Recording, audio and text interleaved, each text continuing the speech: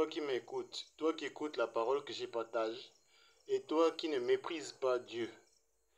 Si tu es chrétien en ce moment, mais dans ton cœur, tu as encore le péché et tu demandes pardon pour les péchés à Dieu, si ton église où tu pries c'est comme ça, eh bien, je te dis la vérité, tu n'as pas encore laissé le Saint-Esprit, tu n'as pas le salut. Pourquoi? Ça veut dire si tu meurs aujourd'hui, tu pars en enfer simplement. Dieu ne te connaît pas, ton nom n'est même pas dans le livre de vie. Il faut que tu écoutes ce que je te dis. Je veux t'annoncer l'évangile, la bonne nouvelle du royaume de Dieu. Il y a des hommes qui connaissent la vérité, ils ont écouté la vérité, mais ils négligent ou ce n'est pas important pour eux. Donc, ils ne partagent pas le cœur de Dieu, ils ne partagent pas la vérité. Ils partagent leurs pensées, ils partagent ce que Dieu trouve inutile. Ça veut dire Dieu s'en fout totalement, mais ce que Dieu s'intéresse complètement, il ne veut pas partager ça. Parce que son cœur est déjà attaché, par exemple, à l'argent. Son cœur est attaché à quoi? À l'orgueil de la vie, au plaisir de quoi? De la chair. Donc lui, il s'intensifie de prêcher ce que son cœur désire. Ce que son cœur désire, ce qui est charnel, ce qui n'est pas de Dieu, ce qui n'est pas de l'esprit. Mais la personne est trompée par le diable. Il croit ses propres pensées. Il croit que ce qu'il dit, ça vient de Dieu. Pendant que ce qu'il dit ne vient pas de Dieu, ça vient du diable. Alors, Jésus-Christ est venu en tant que l'agneau de Dieu qui ôte le péché du monde. Le monde, c'est toi qui m'écoutes. Le monde, c'est moi qui parle. Le monde, c'est tous les humains. Le péché de qui? Du monde. Le péché du monde, tes péchés sont enlevés du péché du monde? Non. Tes péchés sont dans le péché du monde? Oui. Mes péchés à moi sont dans le péché du monde? Oui. Tous les péchés du monde, Jésus est venu mourir pour les péchés là. Parce que la récompense que Dieu donne en contrepartie du péché, c'est la mort éternelle. Ça veut dire que tu es séparé de Dieu pour toujours. Si tu meurs avec le péché, tu dois partir loin de Dieu pour toujours. Jésus-Christ a été séparé de Dieu à la croix. Il n'avait jamais été séparé de Dieu. Il a été séparé de Dieu pourquoi? Parce qu'il a pris ta place, ma place. Parce qu'il a porté tes péchés, mes péchés. Donc Jésus n'a jamais péché. Mais à cause de ton péché et mon péché sur Jésus, donc Dieu doit être séparé de lui. Donc Jésus est venu pour nous réconcilier avec Dieu. Quand il est mort, il a payé le prix de mes péchés et de tes péchés. Donc de tout le monde entier. C'est-à-dire, Dieu ne considère plus le péché sur nous. Le péché, c'est Satan. Dieu ne voit plus Satan, son pouvoir sur nous. Satan était rentré en nous par Adam. Satan est quitté de nous par Jésus-Christ une seule fois pour toujours. C'est comme ça que Dieu croit, c'est comme ça que Dieu sait.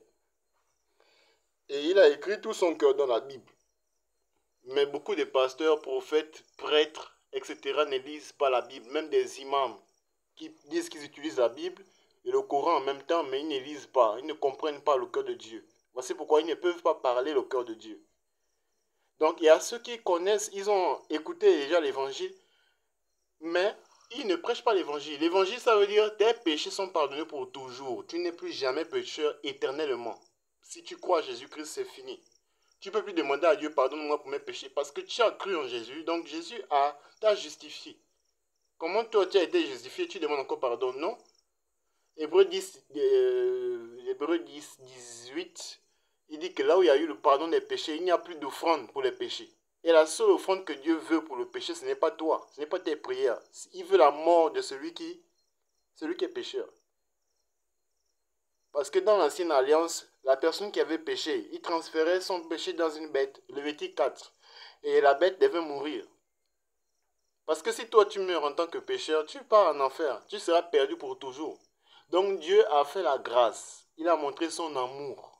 Mais il y a des personnes qui refusent l'amour de Dieu, ils préfèrent croire au mensonge. Eux c'est Dieu, comme 2 Thessaloniciens chapitre 2 verset combien là? Verset 6 à 11. Dieu a déjà envoyé une puissance d'égarement pour ceux qui ne veulent pas croire à la vérité. Donc eux ils ne vont pas croire à la vérité, ils vont continuer à croire au mensonge et amener les humains à être ennemis de Dieu. Ensuite, tu vas voir dans Matthieu chapitre 7. Il faut lire tout le chapitre. Quelque part, Jésus dit, ce n'est pas tous ceux qui disent Seigneur, Seigneur qui vont rentrer dans le paradis de Dieu. Au jour du jugement, Jésus révèle que Il y a des prophètes qui viennent. On a prophétisé en ton nom. On a fait des miracles en ton nom. Donc, tous ceux qui aiment les miracles, là, ils vont faire tomber. Jésus ne fait pas tomber. Jésus te relève. Jésus-Christ te relève. Et il ne peut pas chasser les démons sur la même personne 100 ans, 10 ans, 30 ans. Toutes les années, la même personne chasse les démons. C'est faux. Ça, c'est pas Jésus. C'est un trafic commercial humain. Ce sont les humains qui ont inventé. Donc, il y a ceux qui connaissent la vérité qu'on n'a plus aucun péché. Mais eux, ils parlent de Réma. Ils basculent en Réma. C'est pas le Réma. Oh, c'est pas le Logos. Ça veut dire que ils sont vraiment morts deux fois. Ils sont stupides. Donc, il y en a ceux qui ils refusent la vérité, mais il y en a aussi ceux qui ignorent. Donc, ceux qui ignorent et qui refusent la vérité, les deux sont aveugles. Ils sont aveugles, pourquoi? Parce qu'ils n'ont pas la lumière en eux. Ils n'ont pas la lumière, ils n'ont pas Jésus-Christ en eux. Ils sont morts spirituellement. Celui qui a le péché dans son cœur est mort spirituellement. Son nom n'est pas dans le livre de vie éternelle. Donc, ne les suivez même pas. Si vous êtes dans une église où, pardonne-moi pour pécheur, tout ça, les églises qui prêchent comme ça, oh, vous avez encore le péché, vous avez encore les malédictions. Non, Jésus-Christ a pris tes malédictions, tes maladies, ta mort en enfer. Jésus-Christ a pris sur lui tes péchés de toute ta vie, jusqu'à ta mort. Tout, il a tout pris. Ça veut dire qu'il t'a lavé, tu n'as plus rien. Et Dieu, Dieu a fait avec nous une alliance. Dieu se souvient toujours de son alliance. Hébreux chapitre 10, c'est le Saint-Esprit qui confirme. Mais beaucoup disent, oh, j'ai le Saint-Esprit.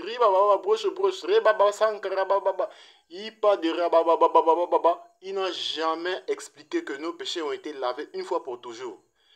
Arrêtez de parler cette langue. C'est une langue satanique. Et Dieu ne blague pas avec ce qu'on parle dans notre bouche. Tout ce que vous avez parlé longtemps, vous n'avez jamais interprété ça. Et l'apôtre Paul, quand l'Esprit est descendu, quand l'apôtre Pierre, l'Esprit est descendu, les gens qui étaient là en train d'écouter l'Esprit Saint parler, ils pouvaient entendre l'Esprit Saint dans leur propre langue. C'est-à-dire Jésus-Christ parle des réalités spirituelles. Le Saint-Esprit qui est venu, c'est pour nous parler de la vérité.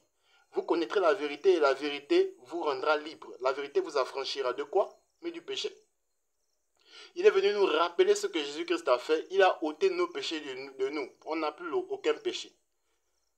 1 Jean 3, 5, 8. Celui qui demeure en Dieu, la semence de Dieu demeure en lui. Lui, il connaît la vérité. La vérité, c'est Jésus. Il connaît Jésus et Jésus l'a libéré du péché. Ça veut dire que toi et Dieu, vous avez été réconciliés. Toi et Dieu, vous avez la paix par Jésus-Christ. La paix comment? Mais parce que tu n'as plus de péché devant Dieu à cause de Jésus. Si tu te présentes, et là maintenant ton nom est écrit dans le livre de vie éternelle. Dès maintenant même, tu es dans le monde, mais tu n'es plus du monde.